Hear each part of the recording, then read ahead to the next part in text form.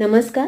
भाजीला काही नाहीये, पण घरातलं साहित्य वापरून झटपट पण रुचकर पौष्टिक का तयार करायचं? तर अशा वेळी हा पारंपरिक झुणका भाकरीचा बेत उपयोगाला येतो. मध्ये तेल घालून घेतेय, वरती मोहरी घातलेली आहे, त्यामध्ये जिरं घालून घेतलंय आणि ताजा कढीपत्ता करून घातलेला आहे. त्यात मी थोडंसं हिंग घालून घेतलेलं आहे आणि बारीक चिरलेला कांदा घालून घेते. इकडे मी लसूण मिरच्या वगैरे वाटून घेणार आहे. इकडे कढईतला आपला कांदा बराचसा शिजत आलेला आहे.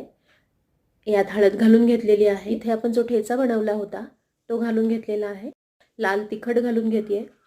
टीभर आपण जे डाळीचं पीठ घेतलं होतं ते घालून घेतेय आणि आता हे व्यवस्थित आपण 3 ते 4 मिनिटं परतून घेणार आहोत. त्यामध्ये आता मी पाण्याचे शिंतोडा देऊन घेतलेला आहे. यात थोडंसं मीठ घालून घेतेय.